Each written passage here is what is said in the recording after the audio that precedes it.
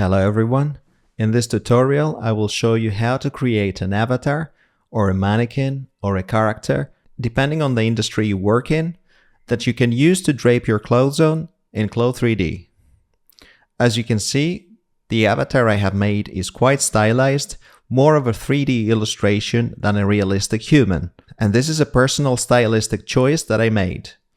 Of course, you can go as stylized or as realistic as you like for your own avatar.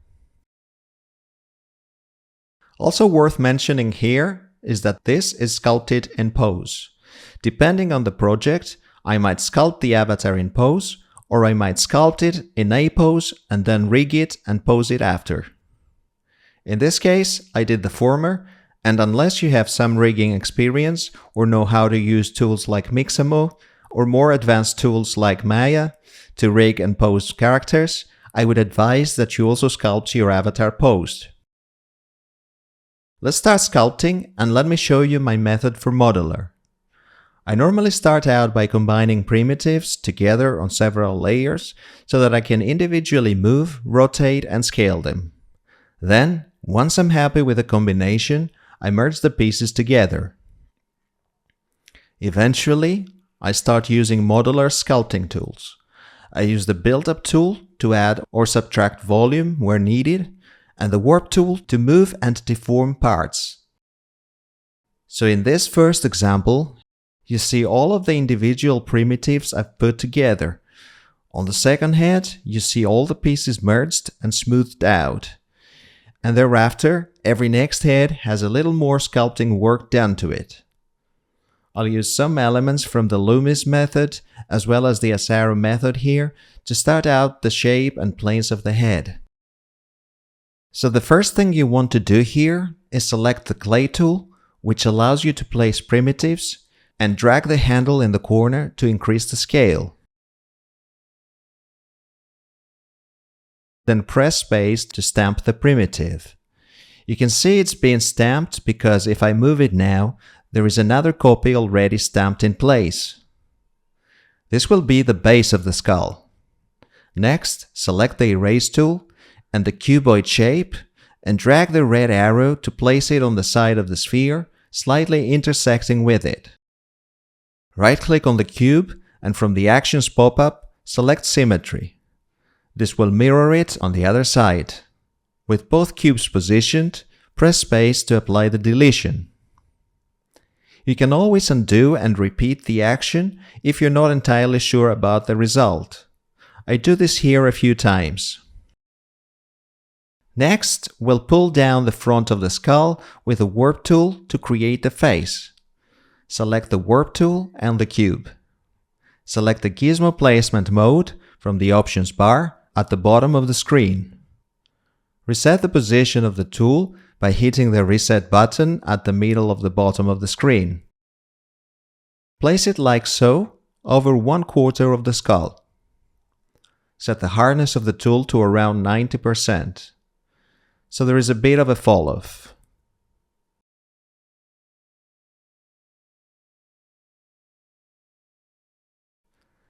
Pull down by holding space, and this will allow you to use the gizmo to move, rotate, or scale your result in real time, as well as change the hardness, strength, and size of the tool and the fall-off curve. So all of the options can be changed during, while spacebar is pressed, and while the tool is active. And that will let you visualize different results and variations.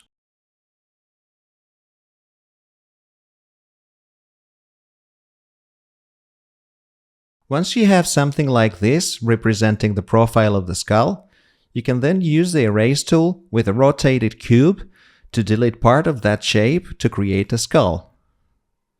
Use the warp tool again, with the cube left at the same position, slightly rotate it so that it includes only one slice of the bottom of the skull. With spacebar pressed, move it down so that you extend the jaw. We need this extension so that we can now fillet the whole shape with a cylinder. So select the Erase tool, go to its crop section, and select the crop tool and the cylinder shape. Place it like so, so that it frames the head and intersects the jaw, and then hit spacebar to crop out part of the jaw. Now let's go ahead and trim out some planes from the face. With the Erase tool and the cube selected, and with symmetry activated, place the cube diagonally on either side of the face and fillet it. This will be the cheeks. You can repeat this a few times to create a few different planes. And this will, of course, depend on your style and preferences. I'm not using any reference in this case, I'm doing this from memory. But if this is your first time, or if you're not feeling very confident with this process yet, it would be a good idea to use as much reference as possible. I'm not trying to be very accurate here as far as anatomy. This is not meant to be a realistic human head. It's supposed to be an illustration or a 3D sketch of a human head. And with that in mind, I'm working on the fly with this, rather than referring to any specific images. However, I'm still using elements of established methods, such as the Loomis method and the Asara head, which are mainly used in drawing and sometimes sculpture. So what I'm doing here is I am positioning the levels of the head vertically and horizontally according to the Loomis method. So there are 3 lines that define the placement of the features of the head on the front. The head is separated this way into 4 parts vertically. This is the central line. I'm doing this with the Crease tool, which is a second variation of the Build Up tool, and this has 2 modes that you can change with the Tab button. This will allow you to create either a groove or a bump. Next thing we want to do is delete the part of the jaw behind the center line of the profile. So with the Erase tool still selected, use a cube and delete the quarter of the jaw that lies behind the middle line of the profile. Then pick the Clay tool and place a sphere at the center of the skull again, reinstating some parts of the skull that you just deleted. In other words, what you want to do here is delete the jaw without affecting the upper parts of the skull, and then trim the excess sides again to get back to the original shape of the sides of the head. We can now Shift select all the pieces with the Select tool, right-click on them, and from the Axis pop-up menu, select Merge to merge all of the pieces into one piece. Let's now create a neck. Use the Clay tool with the cylinder shape, then scale, rotate, and move it so that it sits at the base of the head. The exact size will depend on the character you're creating. Place it in a separate layer. Try to create a separate layer every time you introduce a new element by clicking on the Layer button at the bottom of the screen. Otherwise, your new shape will be created in the same layer as your previous shapes, and that will make it difficult to edit. You can create the ears now by using the Clay tool once more with a torus or a disc placed in the lower back quarter of the profile. Adjust its parameters to tweak its size and its proportions. A little bit of filleting to make it a little smoother, and a little bit of thickness to make it hollow. Make sure that it's on a new layer, rotate it slightly so that the front side of it is slightly inside the skull. Stamp it and then use the Warp tool on it. Use the Surface Placement mode and 0% hardness to adjust the shape to look more like an ear. Make sure that symmetry is also on. We're still dealing with big, rough shapes here. Since they are on a separate layer, you can continue to adjust their position after you've sculpted them by using the Select tool and the gizmo. It's a good idea to save regularly and iteratively with different names or numbers so that you can always go back to your previous file, in case something happens, like making a change that you no longer like. Okay, next step is to create the eye sockets, so use the Erase tool with an ellipsoid and scale and place it like so. This will be the overall area around the eye. So we want a bit of a depression here. Hit space to subtract that area. You can always go back with Ctrl Z and repeat the process if you're not happy with the result. If we were doing this with realism in mind, we would be using references and measuring distances. But in this case, as this is a stylized illustration, it's fine as long as we hit the main features. Let's place 2 ellipses inside these depressions with the clay tool. This will represent the eye sockets. We want the top of the eyes to be just below that second horizontal line from the top of the head. And now you can use the erase tool with a cube placed like so to subtract, to create the shape of the eye itself, the base for the eyelids. Press space to apply this. Then place another ellipsoid inside the existing spheres and subtract to make them hollow. Now we have our eyelids. Place an ellipsoid inside the eye socket for the eyes on a separate layer. Then place an elongated cube for the nose. You need to scale it down, making it narrow, and then rotating it so that it sits in place of the nose. Press spacebar to stamp it. The last thing we need to do before we start sculpting is create a groove for the mouth by using a cube and then erase with the erase tool and with symmetry on. So this is not necessarily anatomically correct, but it will serve as a good base for our fashion illustration avatar. Let's make some final adjustments to the separate layers. Then Shift select everything with the Select tool. Right-click and select Merge from the Actions menu. This will put everything on the same layer and merge it. Now it's time to sculpt.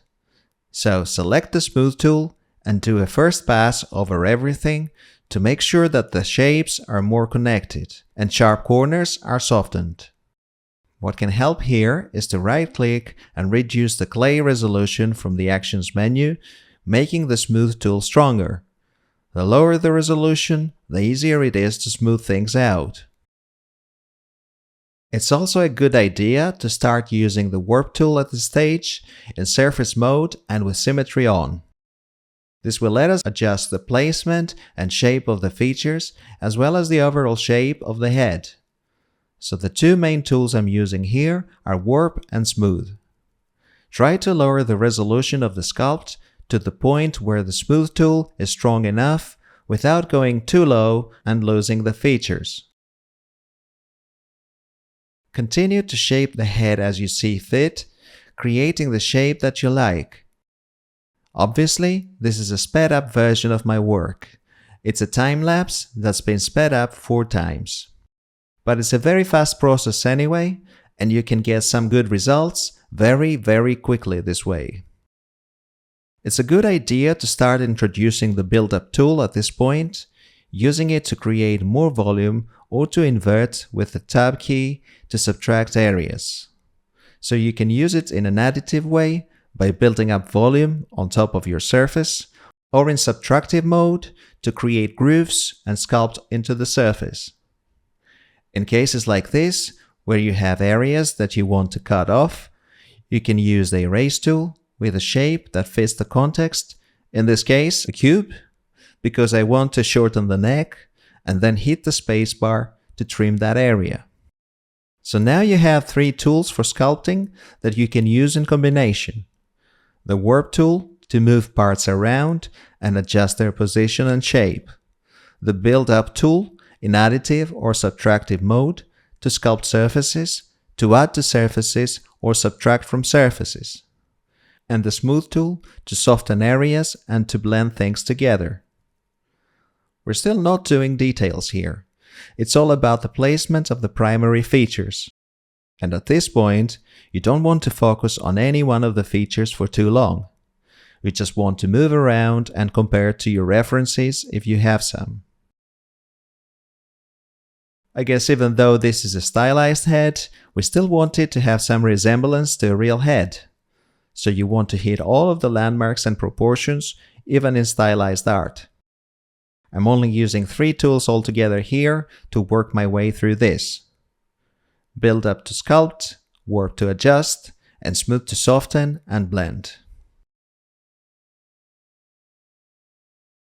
Once you see you can't get any more detail out of the specific resolution you're working with, Right-click to get to the Actions menu and increase the resolution of the model so that you can sculpt smaller details.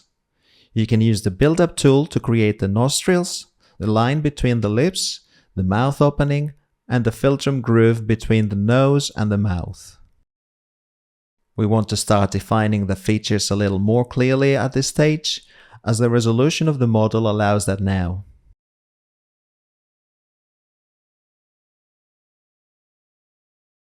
Create the eye opening, the eyelids, and the area around the eye, roughly placing them. You want to bring out the eyelids a little by building up their edge to make it more prominent and adjust the shape of the eye with the Warp tool. Once you're happy with the overall shape, create a clay sphere in symmetry and place it inside the eye socket to create the eyeball. Once you've placed it, you can add a separate layer. You can then sculpt the eyelids around it to refine the eye shape. Make sure the scale is correct. I'm not measuring here, but eyes are usually much smaller than how we perceive them.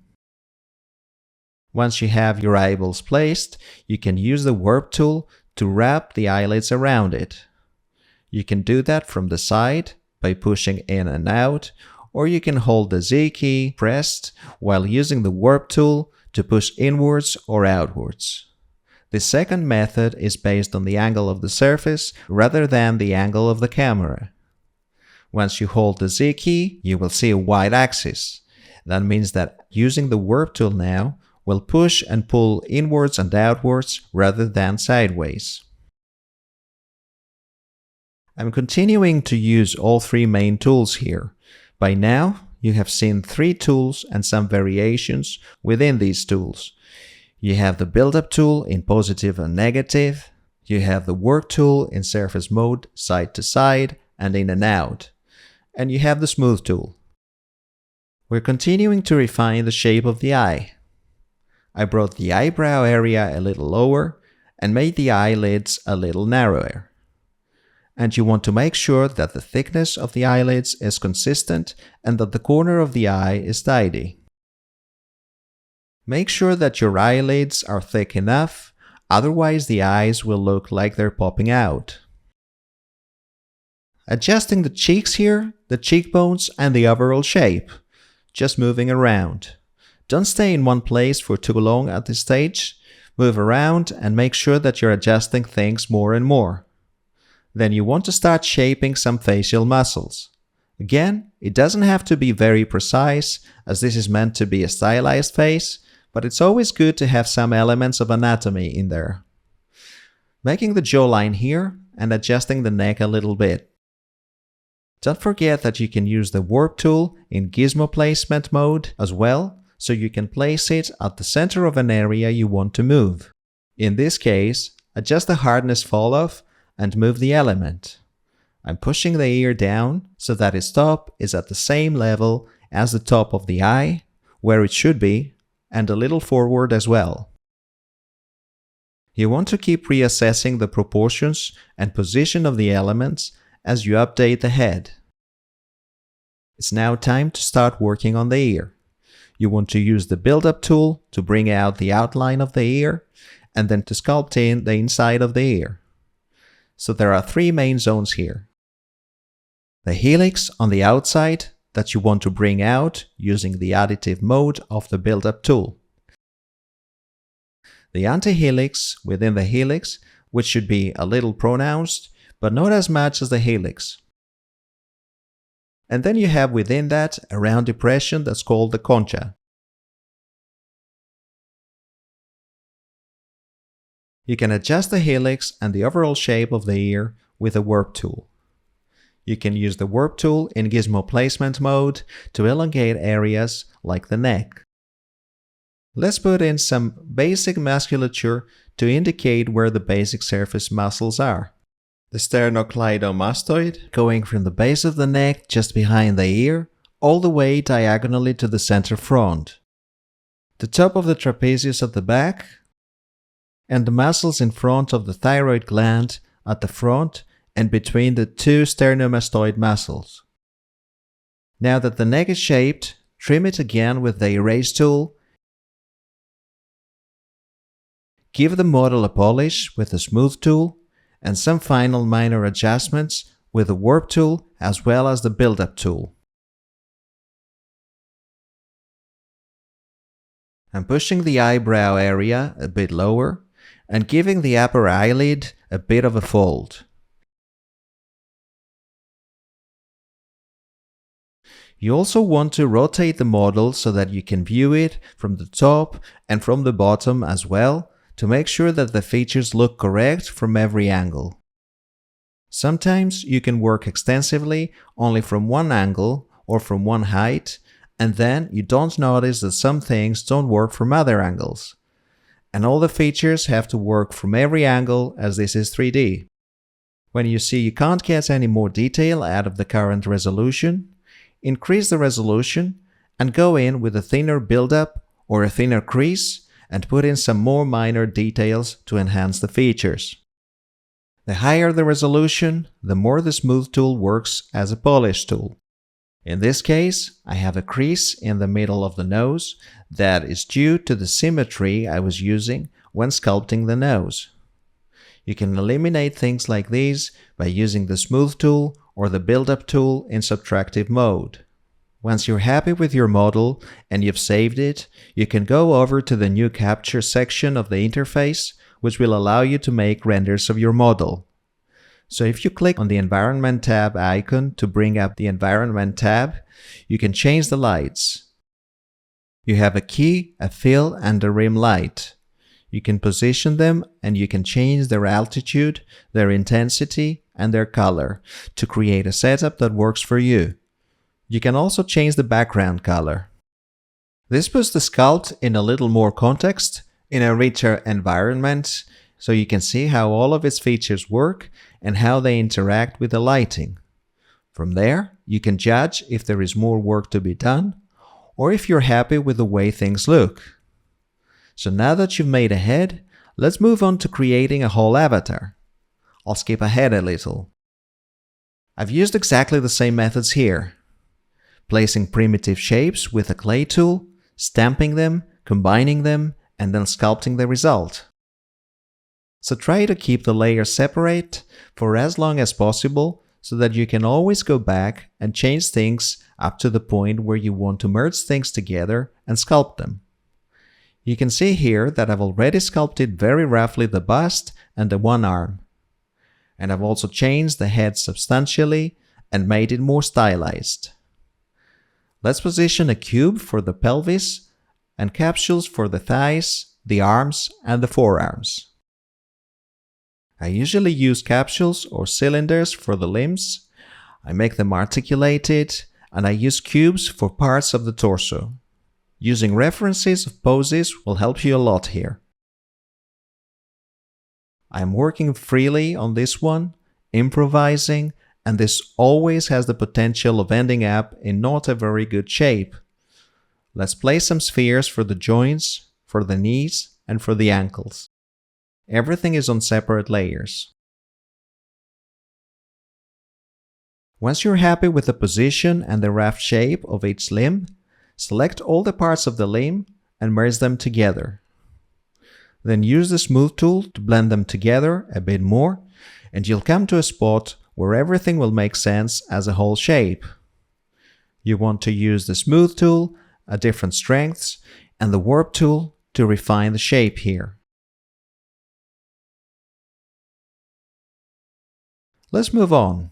You can create the hands the same way by using cylinders or capsules for the phalanges, spheres for the joints, and cubes for the palm.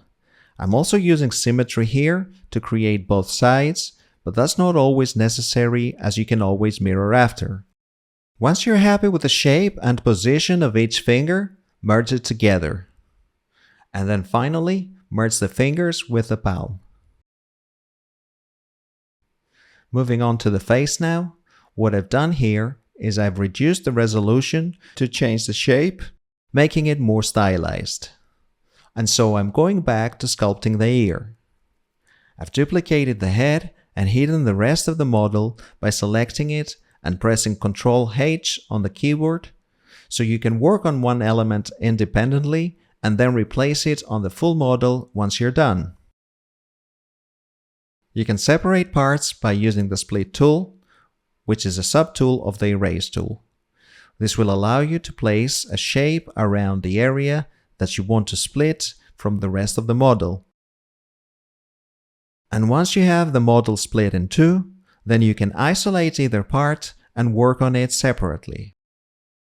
I'm doing this here with the head. I will speed up the process a little bit at this point, as I will be using the same techniques that we discussed earlier when creating the first head. In this case, I'm using two new spheres, and this time I'm using them to create the corneas, then merging them and sculpting over. Once you're happy with the head, you can reconnect it to the rest of the body. You can hide and show objects by going in the Actions pop-up under Visibility. Let's unhide the body and push the new head back in place. Get as close to the placeholder as possible. I've kept the old head so that I know where to position the new one. You can use the Warp tool to reposition areas. In this case, I'm using the Warp tool in Gizmo mode and dragging with a low hardness. Now you can use the Erase tool with a cube to delete any duplicates like the old head here. You can delete the rest of the new neck as well. You can select both parts and merge them and then smooth out the seams. Connecting the body with the head by working on the neck muscles is also a good idea here. Also highlighting a little the sternum and the clavicles too. Make sure all the muscles and bones make sense from all angles.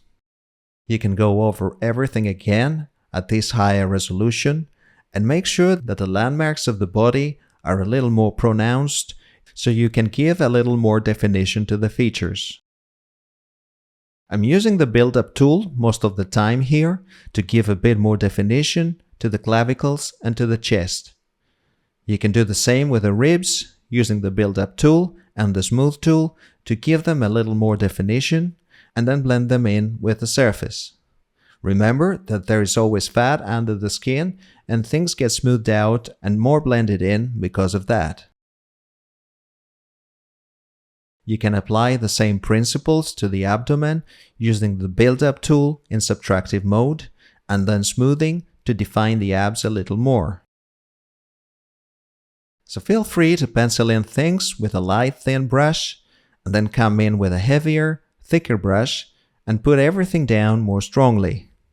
Then smooth everything out. The hand can be a little tricky. Use either the Warp tool or the Build-Up tool to create the muscles and the fatty pads inside the palm. Also feel free to isolate elements. In this case, I've isolated the leg because I wanted to work on it separately. You can just duplicate it or crop it and hide the rest of the model. Then you can work on the leg or any other part you want to focus on. Make sure to add in the ankles and the arc on the inside of the sole of the foot. The tibia goes all the way from the knee to the medial ankle. Once you've finished an isolated part, you can merge it back to the rest of the model and smooth out the seams. In this case, I used the leg twice by mirroring it, and I also rotated out the feet a little. I did that with the Warp tool in Gizmo mode. After you've connected all the pieces, you can highlight the muscles in the specific pose. Different muscles and bones will flex and be more prominent depending on the pose of the character. In this case, the calf of the bent leg is more flexed than the calf on the standing leg. Let's give a little more definition to the back of the knee as well, where it bends. Don't forget to always smooth everything out and blend everything together. When it comes to humans, there are several layers under the skin, and so everything blends together quite smoothly. Working a little on the upper leg muscles here over the knee, as well as on the knee definition. You can always go back and change with warp the positions and dimensions that you're not happy with, because as you're working, things get moved to different places or they change shape. And so you have to keep reassessing everything in context and edit things so that you're always happy with all of the positions and all of the proportions and shapes. Now I'm using the warp tool in gizmo mode to rotate the hand, as I'm not perfectly happy with its position, and then I will go on top and smooth out things so that they don't get affected by the rotation. The avatar is now ready. You can save the modeler file and you can export the model. At export, Modeler converts the voxel model to polygons. You have several options here. The up axis for Clo is Y. If you're importing directly to Unreal, the up axis has to be Z. You want to export the selection unless you don't have any other hidden objects in your scene. Set the polygon type to triangles, the target polygon count to 200,000, and the adaptive factor to 50. These are indicative, and the exact settings will depend on your project's requirements. Modeler supports most 3D mesh formats, but to export for use as an avatar in Clo, you need an OBJ or FBX. I am setting the scale unit to meters, but because we haven't been working to scale, we will have to adjust the size when we import the avatar in Clo. The polygon type can be triangles here. Modeler can export quads, but triangles will work well for this.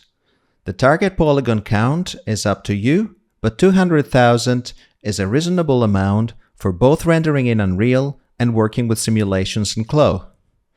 An adaptive factor of 50% is good for adding more polygons where more detail is needed. Make sure to turn on Generate UVs so that Modeler creates a UV map automatically for you. You can also use a maximum of 5 UV tiles. I'm using all 5 UV tiles here so that I can get more texel density for my textures. Feel free to experiment with the options, as they can give you different results for different purposes. These here are good settings for using this model as an avatar in Clo and in Unreal. Thanks for watching. In the next video, we'll take this model into Clo and simulate some clothes on it.